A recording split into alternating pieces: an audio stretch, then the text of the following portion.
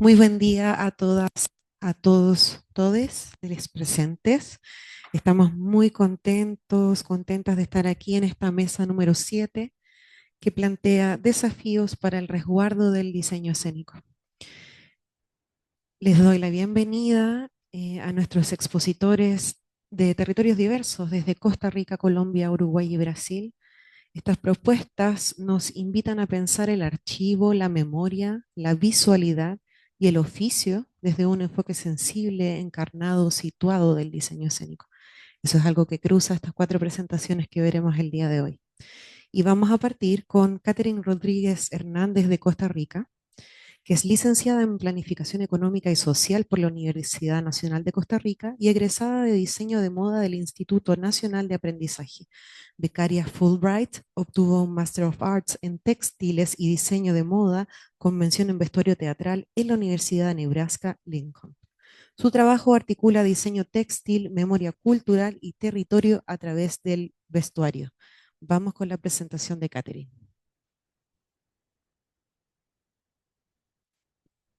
Estar acá.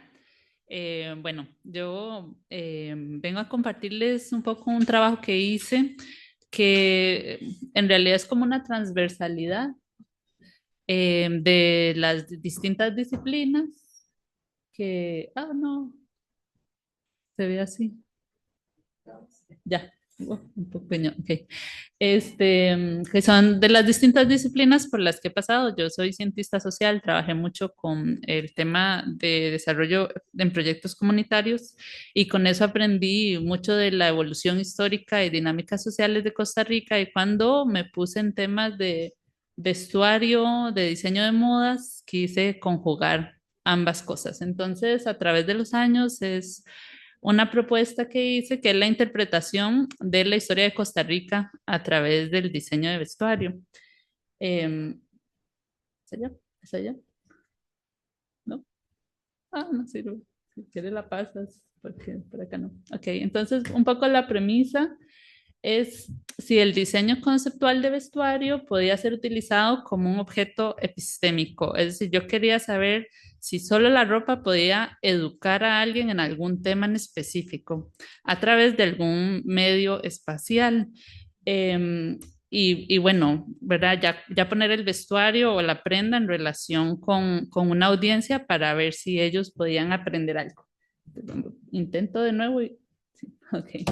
Entonces, bueno, es esto, una reflexión sobre cómo podemos comunicar a través de solo la ropa, pero no, por ejemplo, cuando lo hacemos en teatro, que está en relación con el cuerpo, con el espacio, es como un complemento, no solo en teatro, en danza, en otras artes de performance, ¿verdad? Sino más bien era como solo el objeto, solo el vestuario puede hacerlo, estando solo allí. Y tampoco como desde la óptica del diseño de moda, donde hay una expresión artística del diseñador, ¿verdad? Quiero mostrar algo y crear una tendencia, pero luego la persona que lo viste también quiere tener su propia expresión individual. Entonces, hay otra también relación entre el objeto y sujeto cuando es desde la moda, cuando es desde el vestuario. Yo quería enfocarlo en solo el vestuario per se. Entonces, el tema que escogí desde mi óptica de las ciencias sociales fue el desarrollo socioeconómico de Costa Rica. Ese es el tema que yo quería educar a la gente. Vamos a ver si pueden aprender de historia de Costa Rica solo viendo un vestido. Esta era la premisa. Y bueno, utilicé la galería como el medio interactivo. Entonces era crear una galería, una exposición, los trajes iban a estar inmóviles y bueno, tienen otros complementos de acompañamiento y ese iba a ser el espacio de interacción entre la audiencia y el vestido. Y bueno, sí importante, este es una interpretación de los elementos que eran importantes para mí. No necesariamente es un relato cronológico, es una investigación que hice de la historia de Costa Rica y yo decidí cuáles periodos y cuáles eran las cosas que quería representar. Entonces no es una historia cronológica, ni tampoco es una representación de vestuario histórico. Yo no estoy utilizando técnicas históricas de lo que vestía la gente, sin embargo utilicé algunos elementos inspiradores, ¿no? La siguiente, por favor. Ajá. Bueno, entonces el proceso, como les digo, se hizo una gran investigación y ahí dividí la historia de Costa Rica en 5 periodos políticos y socioeconómicos. Y de ellos, de cada uno, yo dije, esto es lo que quiero representar, esto es lo que quiero representar y lo puse en el vestido. Los periodos fueron el periodo precolombino, antes de la llegada de los españoles, la oligarquía cafetalera, muy importante en nuestra historia, el enclave bananero, el Estado benefactor y el último que escogí fue la Costa Rica Verde y Turística, que es un poco en la que estamos. Entonces, bueno, aquí hay elementos visuales, simbólicos, utilicé algunas cosas, semillas, textiles también que son de cada época, representativos de cada época. Y bueno, incorporé este tipo de detalles como para resaltar el diseño. Entonces aquí es eso, es una narración histórica a través de esto. Al mismo tiempo es una representación artística porque es mi visión como artista, lo que yo quería poner en el vestuario, pero que hubiera un poco una objetividad en el tema histórico, ¿verdad? Para que lo que se lea también son datos históricos reales. Entonces, la pasamos. Este es un poco el primer inspiración, el periodo precolombino, le llamé lo que fuimos. En Costa Rica hay pocas comunidades indígenas, pero las tenemos algunos rasgos. Estos son unas máscaras de la comunidad boruca, fueron una gran inspiración para mí. Y lo que está, la otra foto es un festival que se hace que se llama la Fiesta de los Diablitos. Ellos tienen unos trajes especiales, pero también me inspiré en algunos otros elementos de otras comunidades, sobre todo figuras geométricas, etcétera. Yo hago diseño textil de estampado, entonces todos los estampados que hay, toda la impresión de las telas que son en textiles naturales, yo la elaboré. Esta tiene más de 1000 semillas que están bordadas en el cinturón. No sé mucho los detalles, pero utilicé textil de yute, que bueno, que es un poco natural, parte de la época, y la silueta representaba un poco la silueta de esta fiesta de los diablitos. Entonces, bueno, está bastante oscuro, no sé mucho los detalles, pero ese fue el vestido principal. Y al lado se ve un poco cómo se mostró en la galería, ¿verdad? Con un poco la inspiración, cuáles eran los elementos y un resumen de un poco los datos importantes del periodo. El siguiente es la oligarquía cafetalera. Es un periodo muy importante para Costa Rica porque hubo un desarrollo en una relación con Inglaterra. No voy a contar muchos detalles porque no tenemos el tiempo. Sí, y entonces la oligarquía cafetalera desarrolló hay una herencia grande en la arquitectura neoclásica, las personas venían con muchas ideas nuevas porque estaban los hijos de los oligarcas, entonces hay mucha influencia en nuestra historia, es un periodo muy importante para Costa Rica y sigue siendo el café algo característico de nosotros, entonces bueno, en este decidí, le llamé grano de oro, igual le bordé semillas del café, el textil que está dentro de la chaqueta y detrás, la foto del centro, es un estampado que creé con una foto de semillas de oro, lo tinté un poco en dorado, ¿verdad? Con la idea de que fue lo que generó más riqueza.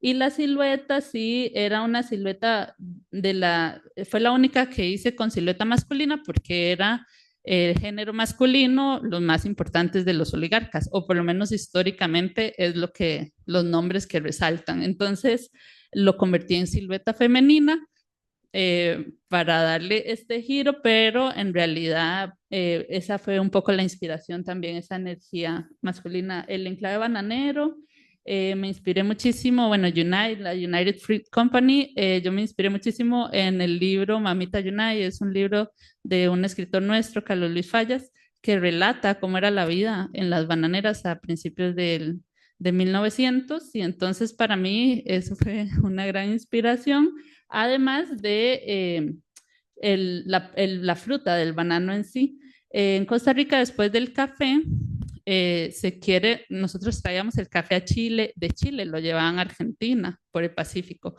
Entonces, cuando empieza la abundancia, ellos deciden desarrollar el ferrocarril al Atlántico para exportar nosotros directo. Y cuando desarrollan el ferrocarril es cuando empieza este periodo, porque le dimos concesión a Adam, iba a decir Adam Smith, economista, a Maynard Keynes, y él empieza a plantar banano. Y entonces así empieza el enclave bananero, no solo en Costa Rica, sino en toda Centroamérica. Entonces, es un periodo muy, muy importante. Y bueno, ajá. Entonces aquí lo desarrollé. El centro del vestido es un poco la representación del ferrocarril, es lo que inicia la línea férrea. Ahí también no sé si han visto una planta de banano, pero las hojas son grandes y verdes. Y utilicé yute, que era lo que utilizaban según el libro de Carlos Luis Fallas como cama donde dormían los peones. Entonces, bueno, entre otros detalles, esos son los más grandes. El Estado benefactor es cuando abolimos el ejército, el gobierno se hace grande, protege a todos los sectores sociales, empieza el Código de Trabajo, las universidades públicas, el Seguro Social, toda esta época de protección social. Ese es nuestro presidente José Figueres Ferrer. Y este vestido un poco es eso, la capa es el gobierno que nos protege a todos, el aplique abajo somos los distintos sectores sociales, tiene impreso como estampado el discurso de abolición del ejército, y en este sí dejé un poco la silueta de los años 50 y bueno, un poco representar la paz que nos trajo esa decisión, ¿verdad? Que era que nuestro ejército fueran nuestros niños y la educación que todavía nos destaca a nivel mundial. Entonces, este es la Costa Rica de todos y todas. Y el último es Costa Rica Verde y Turística, que es lo que nos hemos enfocado. Este lo que hice fue representar un poco más las texturas naturales. Entonces hice, no me acuerdo, 500 flores, creo que eran 200 más bien, y las hice a mano, las pegué como un poco representando esa sensación de las montañas que tenemos allá. El estampado es arena, una foto de la arena en macro, y también puedes representar un poco la costa en la parte de arriba del aplique. Esas son las exhibiciones y bueno, esto es. Muchas gracias. Muchas gracias.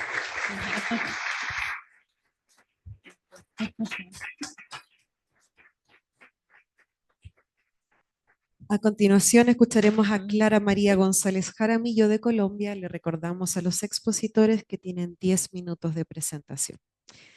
Arquitecta, magíster en teatro con énfasis en diseño escénico de Concordia University, Canadá, y magíster en historia del arte por la Universidad de Antioquia, donde actualmente es candidata a doctora en artes. Se desempeña como profesora de puesta en escena y coordinadora de autoevaluación en la Universidad de Antioquia.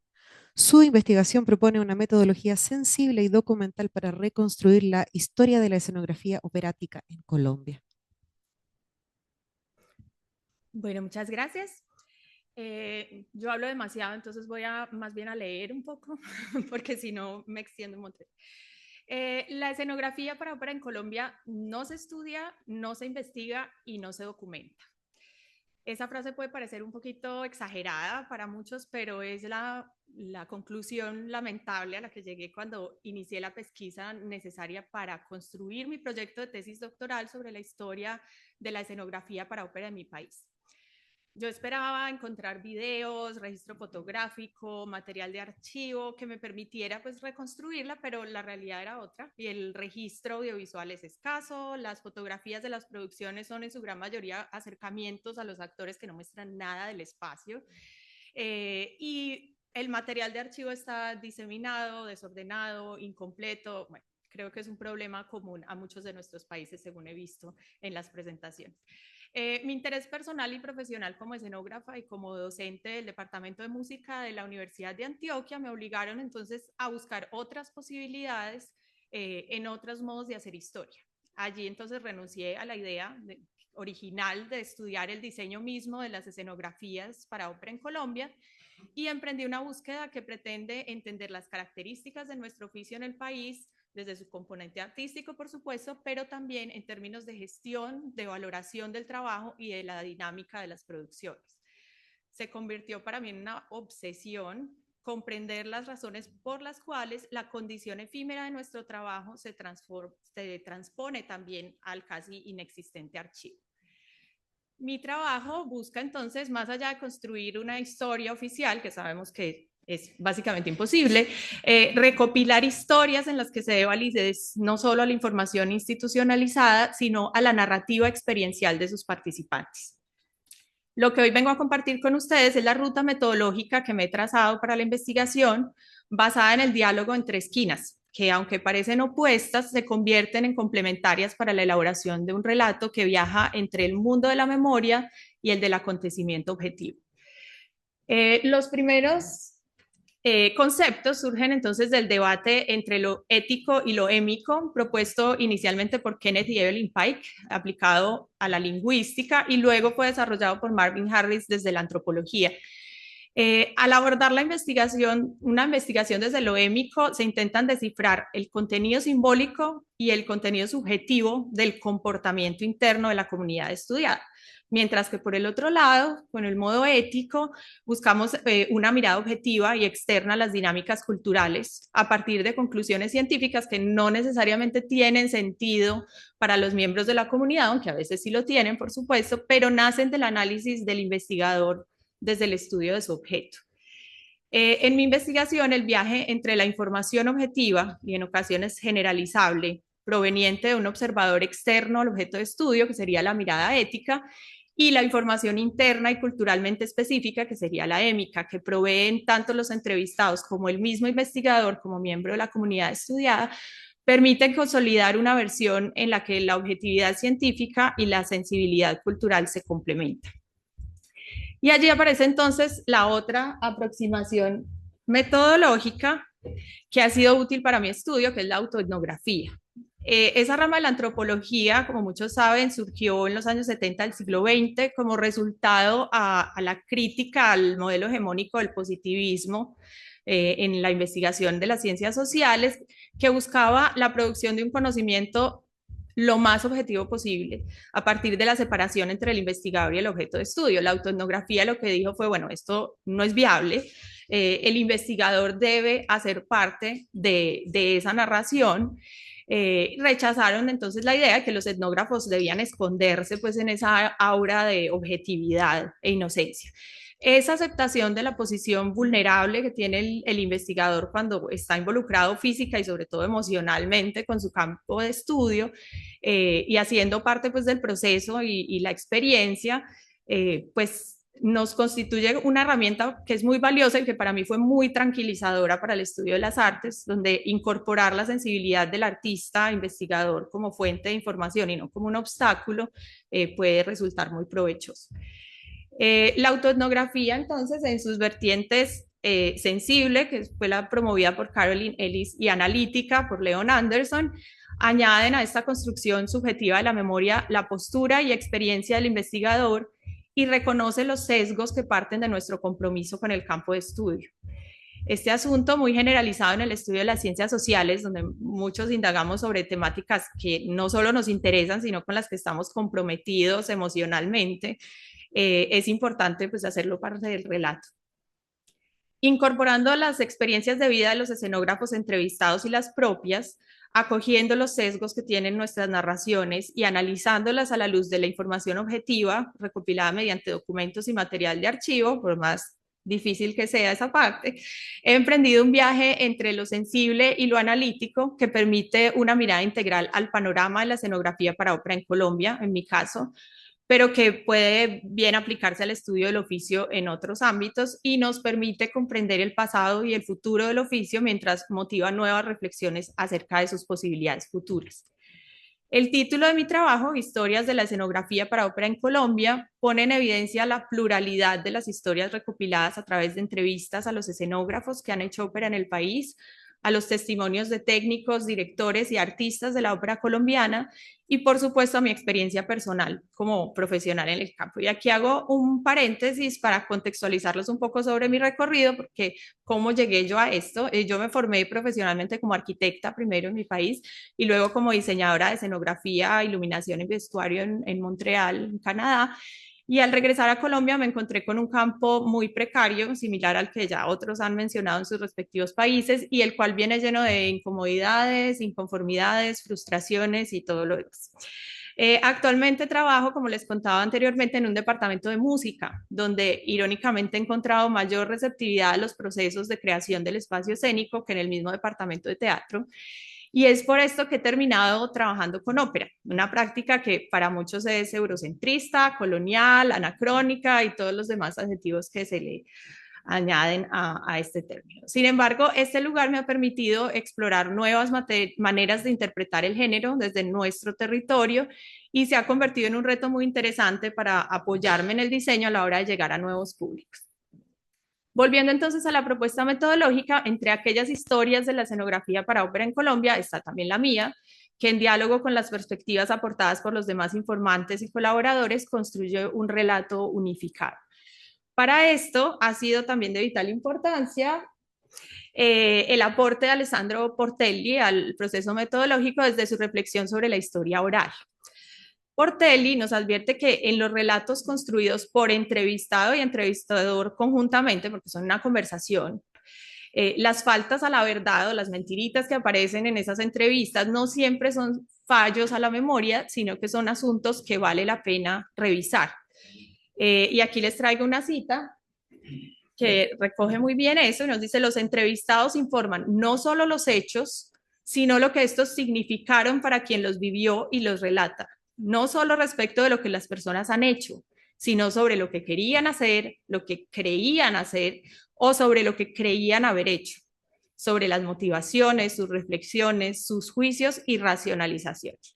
Entonces, la subjetividad que tanto se ha criticado a las fuentes orales se convierte, en este caso, en una información muy valiosa para acercarnos a lo simbólico. Y bien lo recuerda también Portelli, dice: los conocimientos más valiosos se encuentran en los silencios. Sin embargo, el riesgo de estas metodologías está en convertir el proceso de investigación en un texto meramente subjetivo, casi de opinión, que por obvias razones no sería válido pues, en el marco académico de una tesis doctoral.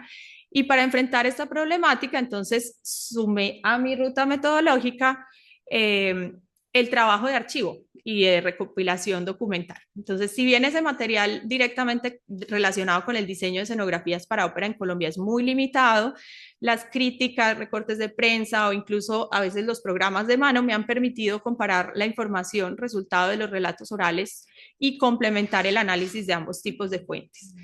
El análisis del material entonces se dio de dos maneras: la cuantitativa, que ha evidenciado asuntos interesantes de género, cronológicos, de tipos de formación, porque no hay una carrera de pregrado en esto en Colombia, de repertorio que se representa y la participación de extranjeros en las producciones nacionales, que es profusa. Y por otro lado, se hizo el análisis cualitativo, que me ha permitido comprender las dinámicas del oficio del escenógrafo a un nivel más profundo, motivando nuevas reflexiones sobre la continuidad del campo y la consolidación del mismo.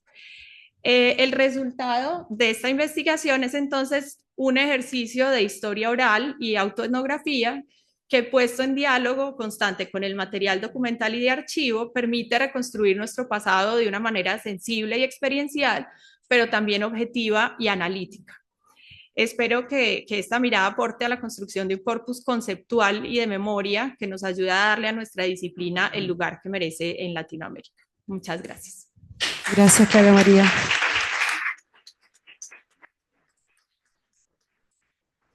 Bien, continuamos con Jimena Romero de Uruguay.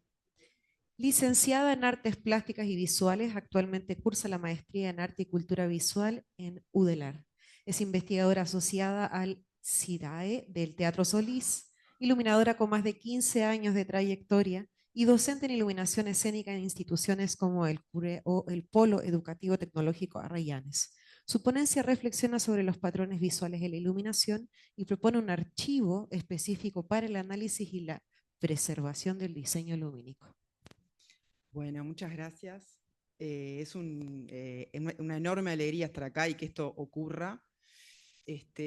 Vengo a contarles sobre una investigación de maestría que estoy realizando en la Maestría de Arte y Cultura Visual en Facultad de Artes. que empieza con una intención de hacer un análisis crítico de las formas en que iluminamos los diseñadores y las diseñadoras. A través de mi experiencia profesional, observo que todos utilizamos esquemas visuales muy parecidos, que todos iluminamos muy parecido. Entonces, un poco la intención es analizar eso, porque, si eso es realmente así, y por qué, ¿no? Entonces, a modo de ejemplo, esto es así. Para allá. Vuelvo, ahí.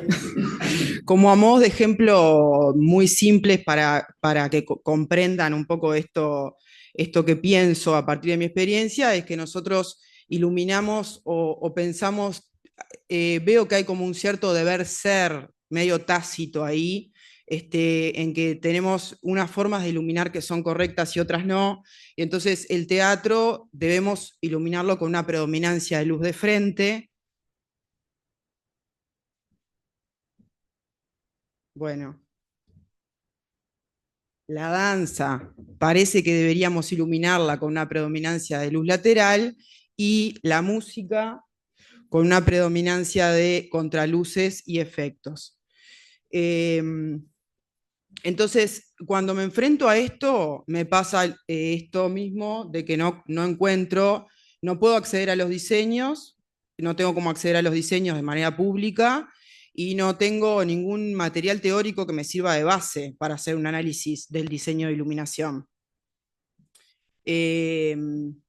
Entonces, ahí, esta investigación la empecé hace 2 años ya, viene lenta, y entonces ahí encontré como es un punto clave en el que me doy cuenta que nosotros no estamos en condiciones de hacer un análisis crítico todavía, sino que lo que tenemos que hacer primero es resguardar esos procesos de diseño, protegerlos, cuidarlos. Si es que hay un deber ser, debemos primero, ¿no?, resguardarlo, cuidarlo, protegerlo, ¿no? Y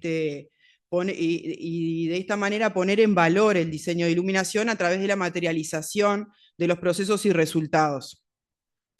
Creo que esto es importante también para aportar al pensamiento de autores, ¿no? De justamente darle valor a esos diseños.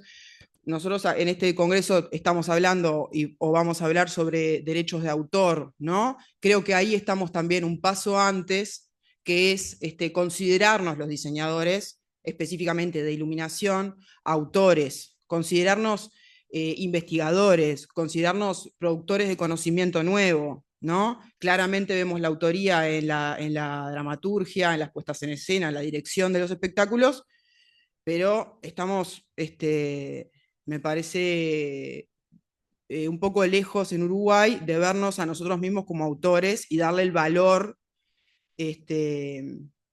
al diseño. Entonces, a partir de esto,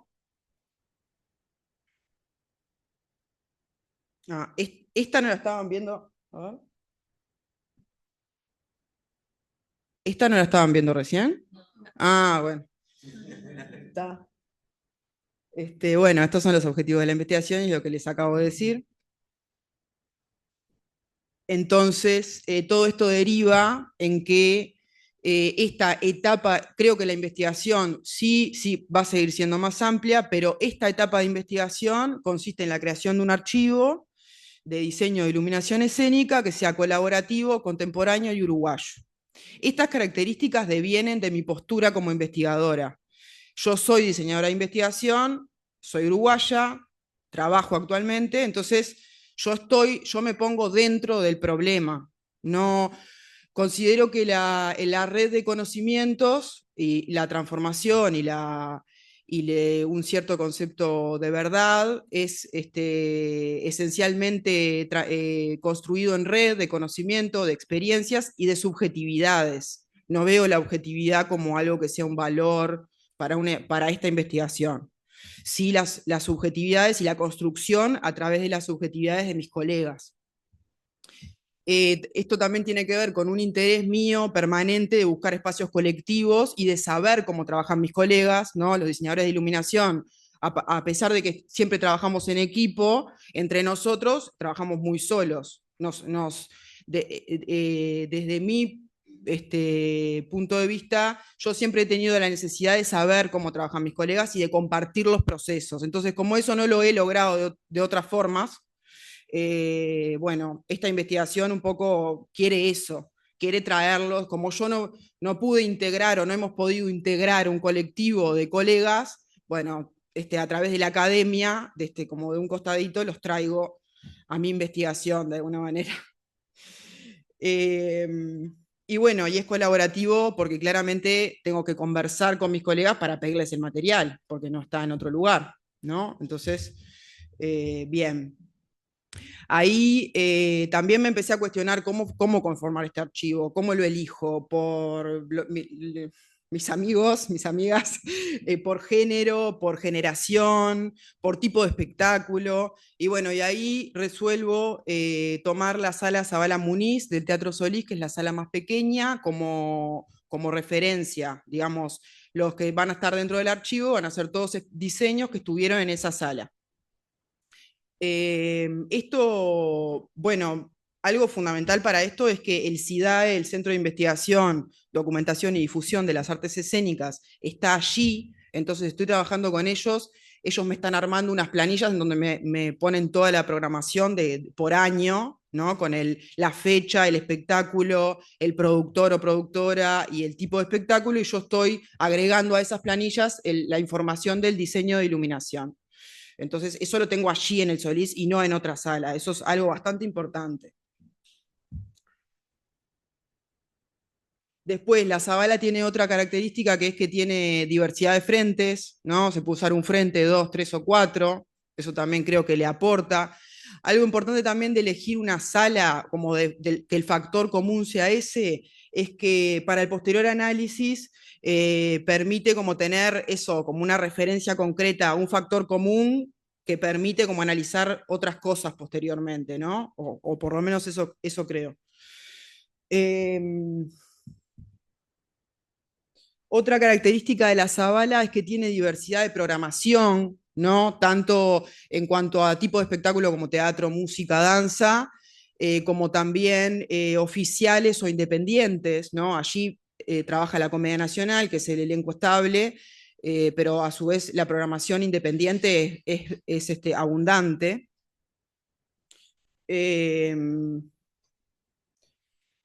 Y bueno, otra característica fundamental para mí es las características técnicas de la sala.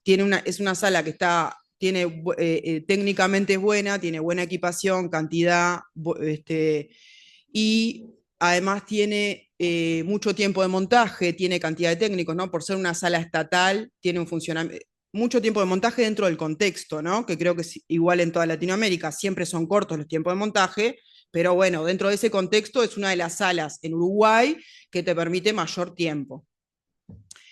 Esto es muy importante para mí porque en todo este tiempo, todas las conversaciones que he tenido con mis colegas, en donde planteo esto, bueno, yo creo que todos iluminamos casi igual. Entonces, siempre la respuesta que sale rápidamente es la falta de recursos y los pocos tiempos de montaje, ¿no? Lo que pasa es que voy a un festival y siempre tengo la planta esa y voy una hora y no sé qué tal. Eso estamos de acuerdo, pero quiero correrme de ese lugar, quiero poder analizar otras cosas. Entonces, por eso también la elección de la Zabala.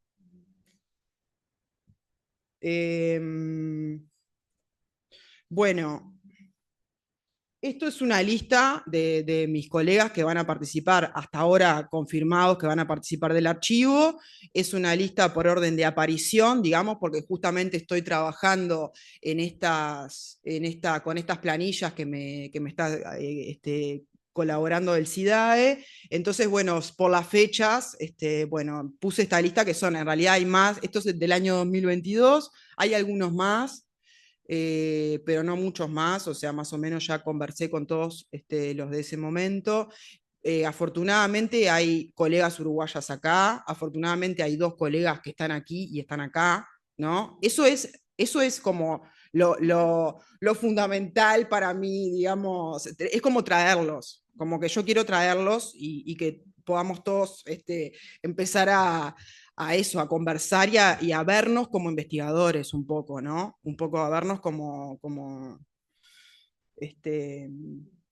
perfecto, ya terminé. A vernos como investigadores, autores, bueno, todo esto que decíamos, ¿está? Y ahora esto. ¿Está?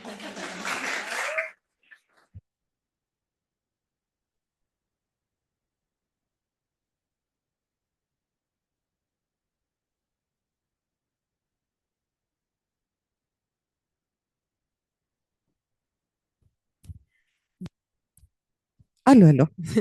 Finalmente damos la bienvenida a Jonas Estevao de Brasil, licenciado en Artes Escénicas por la Universidad Federal de Ouro Preto.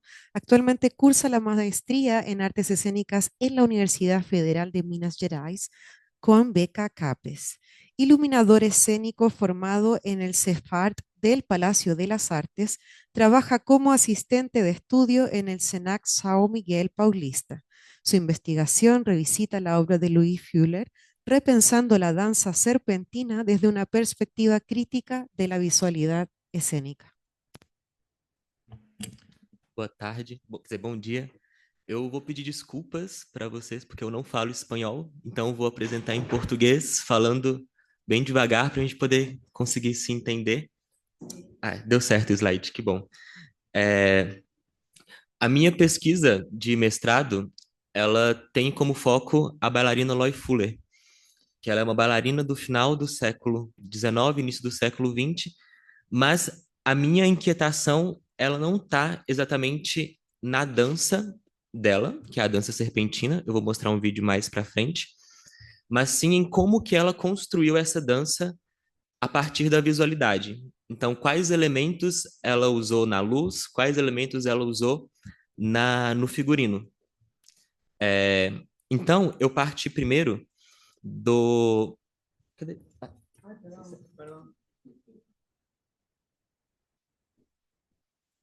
Eu parti primeiro da biografia dela. Ela fala na biografia que ela construiu a dança. É muito vislumbrado a visão que ela traz dessa construção. Ela fala que ela estava fazendo um espetáculo, que ela precisava ter uma cena de hipnose no espetáculo. Então, ela precisava de um figurino com branco que flutuasse. Aí ela lembrou que ela tinha uma seda que ela ganhou de um oficial indiano durante uma viagem para Londres. Aí ela pegou essa roupa para fazer esse espetáculo. Ela falou que a inspiração da iluminação se deu a partir de uma luz do sol que atravessava a janela do quarto e coloriu o vestido. E a partir daí, ela começou a dançar dentro do quarto e criou a dança. Eu achei isso um pouco fraco, por mais que seja a visão dela. Então, eu fui ver o que outras pessoas estavam falando sobre a dança. A gente consegue dar play no vídeo?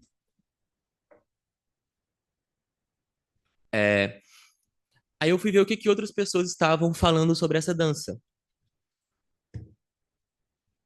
Que vai estar passando aqui agora, então enquanto está passando eu vou estar falando. Tem autores que falam que o figurino a gente não consegue, que eles não conseguem definir de onde que partiu a inspiração do figurino. Mas, anos antes da criação, a Loy participou de um espetáculo em Londres que utilizava uma técnica chamada skirt dances. Eu não consegui encontrar nos livros de dança uma definição para o que seria essas skirt dances, mas eu consegui encontrar uma informação de um jornal, eles falando sobre essa skirt dances, que eles falam: a famosa skirt dance pode ser definida como peculiar no sentido de que não é uma dança conforme geralmente é entendida na linguagem teatral. Pode voltar para o slide? Porque eu coloquei a citação em espanhol, porque aí dá para a gente poder acompanhar enquanto eu estou falando.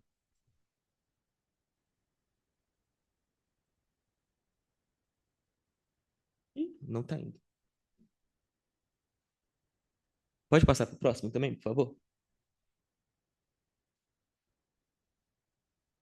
Aqui, isso. Então, esse jornal fala: a famosa skirt dance pode ser definida como peculiar no sentido de que não é uma dança conforme geralmente entendida na linguagem teatral. A artista em pé, no palco, vestida com trajes volumosos que requerer mais de 100 metros de material por movimentos lentos, compreendendo mais o movimento do braço do que o movimento dos pés, fazem com que o tecido leve ondule nas curvas mais graciosas. A variedade de formas e os contornos que podem ser produzidos por uma artista habilidosa é infinita. Aí o jornal fala que essa dança ficou famosa pela senhorita Loy Fuller, cuja reputação agora é mundial. Essa reportagem ela saiu anos depois da dança. Então, eles vinculam a skirt dances à figura da Loy. O que eu concluí que, como ela participou de um espetáculo quase 10 anos antes dessa publicação, que é a mesma técnica que ela usava. Então, esse pode ter sido a inspiração maior para a construção do traje da dança. Aí aqui eu tenho 3 imagens. A imagem do meio, ela mostra que um croquis do figurino, que ela tem umas longas varas na mão, alongando o corpo dela para poder criar essa imagem volumosa que a estação falava. E na primeira imagem são uma das primeiras dos primeiros vestidos que ela usava, que ele era realmente pintado, o vestido era pintado para criar as imagens para o público. No decorrer do desenvolvimento da dança, a imagem não precisava mais ser pintada no vestido, a própria figura dela, junto com esse traje volumoso e a luz, conseguiam criar essas outras imagens no público. E aí, na parte da iluminação, é o que me deixava mais inquieto para saber como que ela criava, em 1892, essa imagem que a gente viu no vídeo. Detalhe, que o vídeo ele foi colorido à mão. Então, a gente não pode categorizar que foi daquele jeito que se deu a dança. Tanto é que a própria Eloy fala que na primeira versão, a dança era dividida em 3 quadros, e cada quadro tinha uma única luz específica para aquele momento. Naquele mesmo jornal, eles trazem essa imagem, que a gente consegue ver como que se dava a luz com os técnicos no palco. Então, cada refletor que ela usava exigia um técnico específico para controlar essa luz, porque a gente não tinha uma mesa de iluminação, então era cada um controlava. E como que eles sabiam em que momento um tinha que apagar a luz para o outro acender, um tinha que trocar o filtro para o outro acender? Era tudo combinado a partir das movimentações da Loy no palco. Então, eles tinham códigos específicos que eles trocavam, e aí ia acontecendo essa mudança. E aqui a gente vê cerca de 4, 5 técnicos, mas tem registros de que ela já chegou a trabalhar com 40 técnicos ao mesmo tempo. A gente pensa, hoje 40 refletores não é nada, mas nessa época era muita coisa. Era uma equipe gigantesca para trabalhar com tanta gente. E aí, eu queria saber quais equipamentos que ela usava. E aí eu cheguei em um ponto que, pelo período histórico, ela começava a usar refletores de arco voltaico e depois passou a usar os refletores de filamento, com lâmpadas de filamento, que conseguia dimerizar essa luz. Porque no curso de arco voltaico, eles conseguiam só acender ou apagar, mesmo sendo elétricos. Não havia um controle das intensidades. E aí, para fechar, eu encontrei na patente da dança que a Loy teve vários problemas de autoria dos trabalhos dela. Então, ela registrou a patente da dança e nessa patente ela descrevia como acontecia as mudanças de luz. Um minuto. Então, ela é dessa primeira versão que eu falei, que cada quadro tinha sua luz específica. Então, era meio que padrão, assim, como funcionava. E detalhe que ela apresentava nos intervalos de espetáculos. Ela não tinha um momento só dela nesse início. Ela conseguia umas brechas nos intervalos de um ato e outro dos espetáculos e ela apresentava para o público. E eles sempre começam assim, começa no escuro, depois com o desenvolvimento da música e a dança, as luzes vão se acendendo. E aqui a gente consegue ver que nesse primeiro quadro a gente já tem uma noção de uma luz lateral que ela traz, e a luz sempre termina no escuro, no blackout, e depois a luz acende, ela agradece, vai para o outro ato da peça e ela volta no próximo quadro, que comporta da mesma maneira. A diferença é que aqui a gente já tem uma mudança da coloração dessa luz, e ela termina no escuro, a luz acende, ela agradece. O terceiro quadro é o mais complexo, que parece que tem mais mudanças de luz. Não é só luz lateral, aqui ela já traz outras noções de uma luz que vem de trás, que vem da frente, criando mais triangulação nesse formato que ela traz. Eu também já acabei. E aí é assim que termina esse meu capítulo da dissertação. Aqui estão as referências que eu usei nessa apresentação em específico. E agradecer ao FMG, à CAPES e ao Congresso pelo espaço. Muito obrigado. Muchas gracias.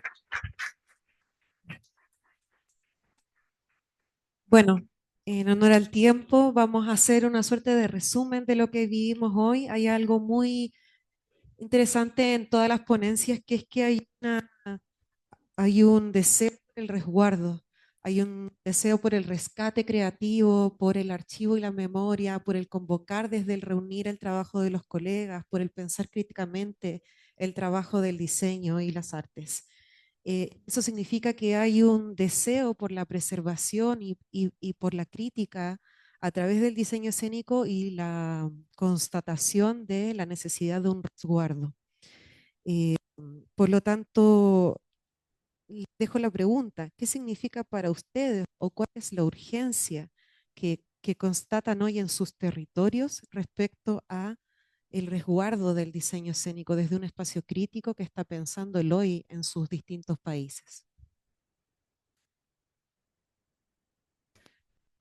Pues yo creo que es muy importante tener ese archivo para poder ver hacia dónde vamos, ¿cierto? Como que para mí ha sido vital entender las dinámicas del oficio en el pasado y en el presente, pero más con miras a proponer nuevas maneras hacia el futuro, ¿cierto? Es no necesariamente una crítica para destruir, sino al contrario, ¿cierto? Entender qué es lo que está funcionando mal o qué es lo que no viene funcionando como quisiéramos o como se debería hacer para el contexto actual y para la cultura nuestra, y proponer nuevas miradas desde ahí, ¿cierto? Para mí es muy importante eso. Pues para mí un poco el vestuario lo que me ha enseñado desde diferentes perspectivas, no solo desde el diseño escénico, sino incluso de nuestra indumentaria, es que se puede entender la dinámica social, nuestra evolución como sociedad a través de lo que vestimos, de lo que se ve también, de lo que vamos a ver como entretenimiento en el teatro, en la danza. La ropa nos dice esa evolución. Y para mí ese rescate en este trabajo muy específicamente era cómo podemos aprender a través de él, pero también cómo podemos utilizar cada objeto, no solo el vestuario, cualquier otro objeto, como un objeto que nos enseña y cómo lo podemos resguardar como parte de nuestra evolución como sociedad. Entonces, un poco por allí. Ujú. Bueno, creo que nada, somos profesionales y como profesionales debemos pensar por qué hacemos las cosas. Eso como de base. Y bueno, y después creo que es como ponerlo en valor, como esto que hablaba hoy, y producir contenido para futuras investigaciones y para futuros profesionales. Eso también me parece que es fundamental. Nuestra generación no lo ha tenido y por eso me parece importante desde nuestra generación, que ya tenemos como unos años de trabajo, producirlo para los que vienen, ¿no? No dejar que esto se siga reproduciendo, sino justamente producir para los futuros profesionales. Eu concordo. A minha pesquisa ela nasce, inclusive, de uma necessidade de um espetáculo que eu criei, que era baseado na lei, que eu não tinha essas informações. Então, esse registro dos processos, eu acho que é extremamente importante justamente para as futuras pessoas que possam precisar de instrumentos e ter mais base.